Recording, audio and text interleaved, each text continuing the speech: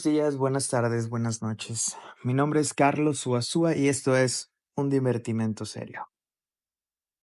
Hola, ¿qué tal a todos los que me escuchan el día de hoy?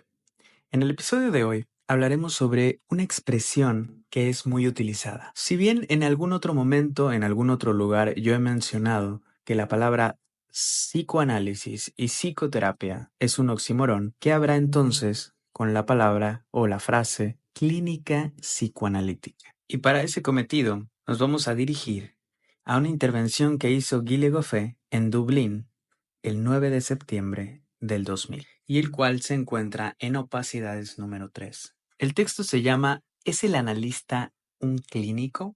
Este texto en particular es importante tomar en cuenta que fue una pronunciación que hizo Guy Legoffé en idioma inglés y de ahí fue que fue traducido al castellano.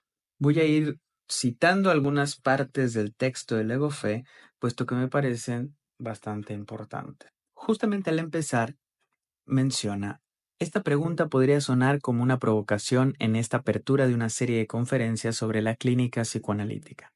Ciertamente no negaré que hay algo de eso. Sin embargo, voy a sostener la idea de que esta extraña pareja de palabras está más cerca de un oxímoron que de ninguna otra cosa. Algo de la famosa luz oscura o del ensordecedor silencio está en juego en dicha expresión. Más adelante menciona.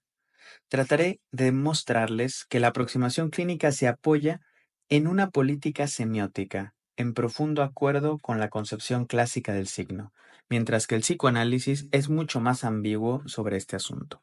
Nadie puede decir que la práctica psicoanalítica es, de una manera u otra, ajena a la pregunta sobre el signo en sus más clásicos aspectos, pero al mismo tiempo, el psicoanálisis estaría en el camino de la ruina si se sostuviese solamente en esta aproximación. ¿Por qué? Se pregunta Legoffé y contesta, porque parte de la efectividad del análisis descansa en un camino muy diferente a la hechura de la significación. Y esto no es una bagatela. El éxito de la interpretación muy a menudo depende de ello, especialmente cuando se enfoca en la transferencia. Este texto va a tener una primera parte en la que va a desarrollar el concepto de signo en Charles Sanders Peirce. No me voy a meter mucho en eso, pero les recomiendo mucho este texto de Legoffé, que se encuentra en Opacidades número 3, y que si bien no resuelve la cuestión del todo, ayuda a delimitar algunas cosas y evidentemente considero que es un texto que no habría que perder de vista, puesto que pone sobre la mesa un asunto que nos cuestiona a todos los que alguna vez hemos dicho clínica psicoanalítica o que sencillamente hemos mantenido un pronunciamiento acerca de practicar el psicoanálisis. Y entonces no podríamos evitar pensar tal vez en el nacimiento de la clínica, aquel texto de Michel Foucault, o el poder psiquiátrico, o todo esto que desarrolla a partir de la función psi, y también otras de las cualidades que podría acarrear la palabra clínico detrás de sí. No apoyo la cuestión desde el lado en el que si algo está bien o está mal. Sin embargo, podríamos hacer un poco de caso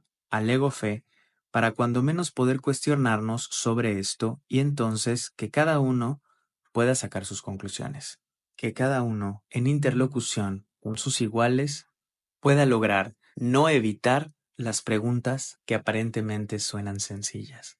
A veces es un problema que se identifica rápidamente. Hay preguntas que nos interpelan, hay preguntas que nos conciernen, y por alguna suerte de pacto de silencio, pareciera que al tomarlas o al percibirlas como preguntas aparentemente sencillas, uno se las brinca. Pero es justamente esas preguntas que no habría que brincarse.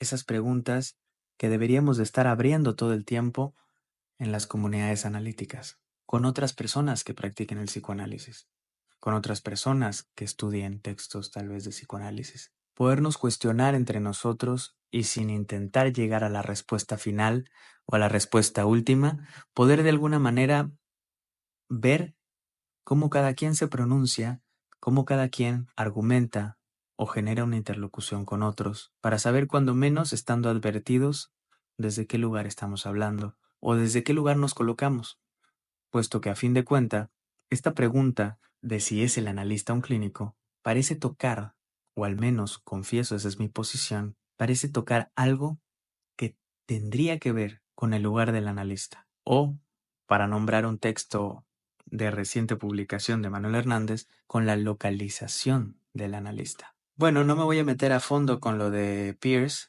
Reitero, les recomiendo leer este texto. Me voy a ir a otros puntos muy particulares en los que Legofé toma por un costado la situación. En la página 259 de ese texto, bueno, de la revista Opacidades 3, donde se encuentra ese texto, menciona: no estoy interesado aquí en cuestionar si Freud estaba o no en lo correcto en esta interpretación. Está hablando sobre el hombre de los lobos. Pero llamo la atención sobre el hecho de que su estrategia general de dividir cualquier signo en un componente manifiesto y en uno latente siempre le permite interpretar en el sentido clásico. Esto es, de una manera que puede muy fácilmente ser considerada como clínica. Y entonces surge la pregunta de si el clínico tendría que saber todas estas cosas como toda un arsenal de tramas o teorías inconscientes que ya estuviesen como prefabricadas y que actúan por debajo de los decires del analizante. Sigo con la cita de Legofé. Desde el momento en que puede descifrar el contenido latente, tal contenido funciona como la realidad de la cual el contenido manifiesto es el signo. De manera que un buen psicoanalista clínico sería alguien que podría saber la mayor cantidad de contenidos latentes preformados, o por lo menos alguien que podría rápida y eficazmente rastrear cualquier contenido latente. Por supuesto que todavía hoy es una parte notable de la tarea psicoanalítica, pero si algo ha cambiado en el ámbito general de la interpretación, es principalmente porque este acercamiento muchas veces aparece como débil e inapropiado, en la medida en que los contenidos latentes han sido reducidos a una mera colección de estereotipos. Y esto no solamente en lo clínico que llamamos o que se llama o que llaman psicoanalítico, sino en esto clínico que podemos ver muy fácilmente en esta producción psicológica psiquiátrica que desarrollaron a mediados del siglo pasado, que llamaron pruebas proyectivas. De alguna manera el psicoanálisis se desentiende de esas cosas, hasta donde yo he podido observar, pero es un claro ejemplo de cómo es el trabajo clínico, en el que el clínico pareciera que debería de saber todo este conjunto de contenidos latentes, preformados, como para decirle al analizante lo que se supone que significan o no, o lo que tiene de intención oculta uno de sus decires. Ese ejemplo son las pruebas proyectivas, en el que si podemos ver cosas totalmente absurdas como esas, es específicamente en el famoso makeover, que le llaman makeover los psicólogos, que bueno, no es otra cosa que la interpretación de Karen Macover a partir del dibujo de una figura humana. No me voy a meter en tantas cuestiones psicológicas, pero es muy interesante ver cómo al final de ese texto aparece un glosario de objetos, una serie de objetos en las que si la persona dibujó tal cosa, entonces significa tal otra. Y es muy interesante tomar en cuenta esto porque pareciera que esa es la visión de lo clínico, del clínico que sabe revelará los secretos profundos, como si fuese una especie de adivino, como si fuese un tarotista. Todo mi respeto a los tarotistas, pero hay que tener en cuenta cómo parece que el clínico psicoanalítico no solo es este asunto de que trae toda una carga, un bagaje, un lastre que viene cargando de toda la serie de conceptualizaciones psiquiátricas de la lógica médica, sino también este modo de proceder con respecto a la interpretación, donde pareciera que este analista, colocado en la posición de clínico, tuviese la verdad en su palabra. Y entonces ahí nos preguntaríamos si no es que esto que no se le comprende y que se viene al encuentro del psicoanalista declarándole que es la esperanza, en fin, la certeza, pues expandió el rumor de que el psicoanálisis ayuda a comprender, y es así que se entra a buen paso en ese camino del psicoanálisis. De ahí a comprender al loco por ese hecho. Está claro que uno puede sentarse a esperar, por la razón de que es completamente un malentendido creer que sería en ese registro de la comprensión que el análisis debería jugar.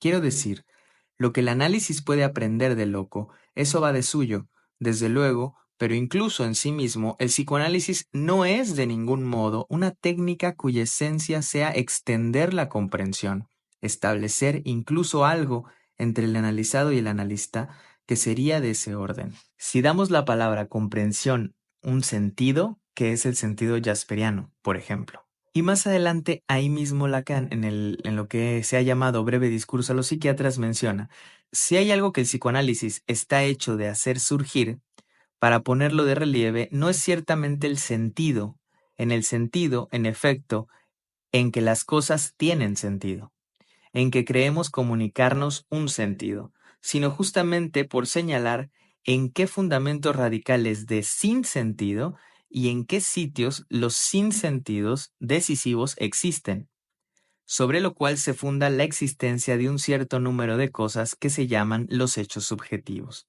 Es mucho más por la localización de la no comprensión, por el hecho de que se disipa, se borra, se despeja el terreno de la falsa comprensión, como puede producirse algo que sea ventajoso en la experiencia analítica. Bueno, y justamente lo que menciona Lacan en el breve discurso a los psiquiatras va muy de la mano con lo que menciona aquí Legoffé con respecto a esta posición que sería la del clínico y que parece que, tomando en cuenta Lacan en el breve discurso a los psiquiatras, parece que no tiene mucha relación, porque el clínico tiene todo un arsenal con el cual convoca el sentido e incluso parece que a veces puede llegar a inyectar el sentido. Más adelante Legoffé se va a meter con la cuestión de la transferencia y va a dar un punto que es, bueno, de alguna manera medular para aquellos que siguen la enseñanza de Lacan, donde menciona, pero entre tanto, la transferencia no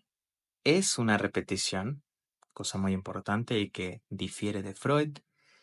Este pequeño punto de desvanecimiento que Peirce encontró con la fuga del lado del interpretante puede llegar a ser tan importante como lo es en el arte la perspectiva. Nada que podamos representar apropiadamente, sino algo desde lo cual todo puede encontrar su localización exacta. De acuerdo con este punto, el acercamiento clínico es irrelevante.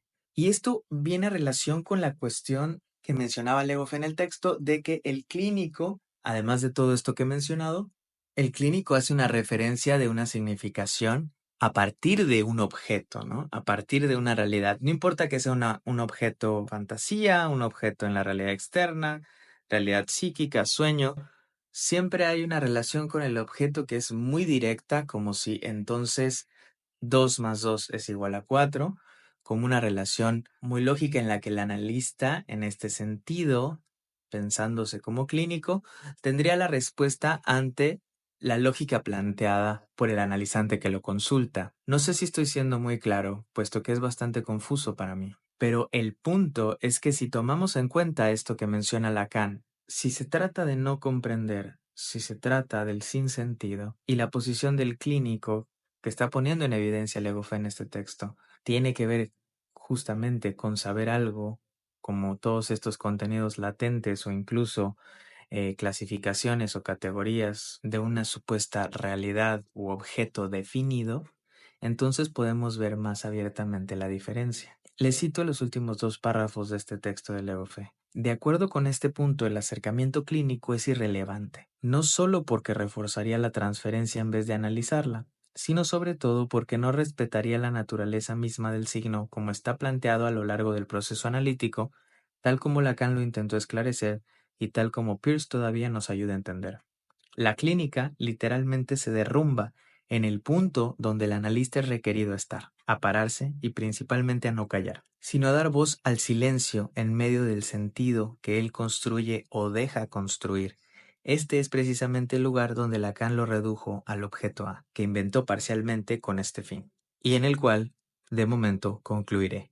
Y ahí termina la intervención en Dublín de Guilleaume. Si sienten que la situación es bastante confusa con respecto a lo clínico y lo psicoanalítico, entonces llegamos a muy buen puerto, porque es justamente a lo que deberíamos de llegar, a no dar por sentado, puesto que a pesar de que es un oxímoron, estas dos palabras se dicen a la par, se dicen incluso como si se estuviese hablando de un tipo de clínica, ¿no? La clínica psicoanalítica.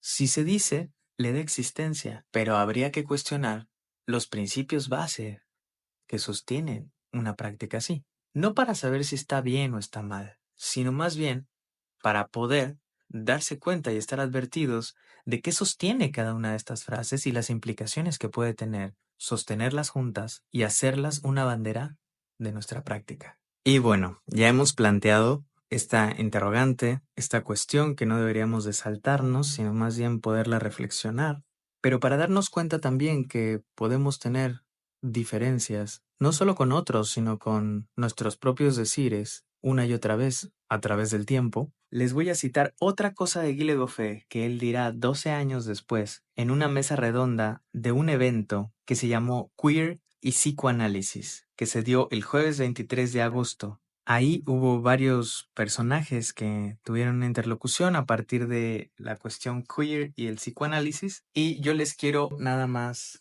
no me voy a meter con lo queer hoy, pero les quiero dar un dato muy interesante que menciona Legoffé justamente casi al finalizar la mesa redonda a la que fue invitado.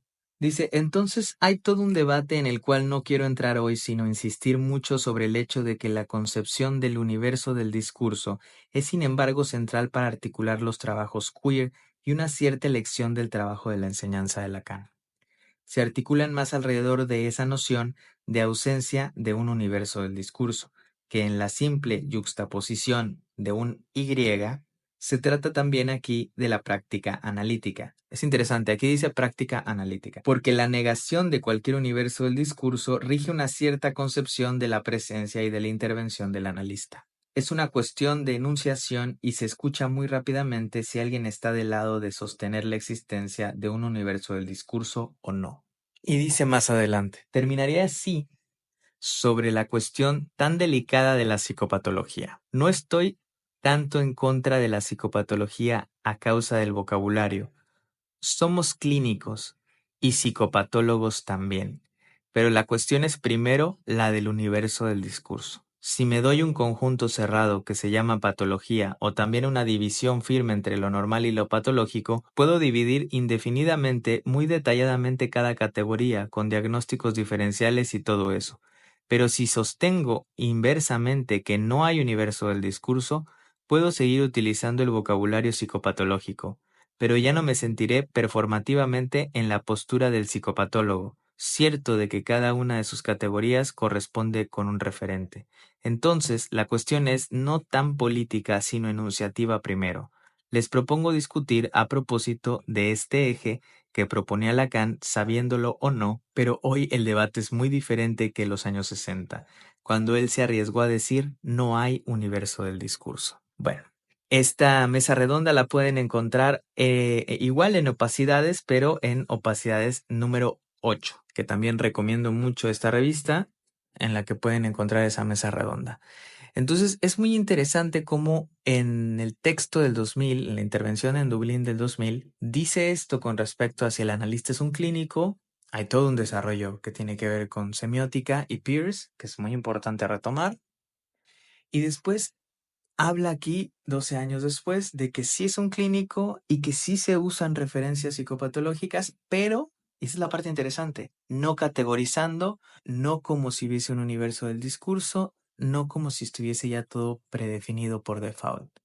Entonces, es muy sutil ahí Legoffé cuando menciona, somos clínicos, pero en ese pero parece que está el no sin, que a veces nos puede generar más ambigüedad, más duda, y yo creo que eso es lo más importante, poder dejar las cosas abiertas para poder continuar el diálogo. Y bueno, antes de terminar, me gustaría dar un especial agradecimiento a Sandra Langure, una querida compañera y amiga mía, que me hizo favor de facilitarme el texto de Guy Legoffé, con el cual comenzamos a discutir en este episodio, que se llama El analista es un clínico, que se encuentra en Opacidades 3. Gracias. Si tienes alguna duda, comentario o sugerencia, me encantaría que me escribieras a @undivertimentoserio en nuestra cuenta de Instagram o un correo a suasua.carlos@yahoo.com. Gracias por escuchar. Hasta luego.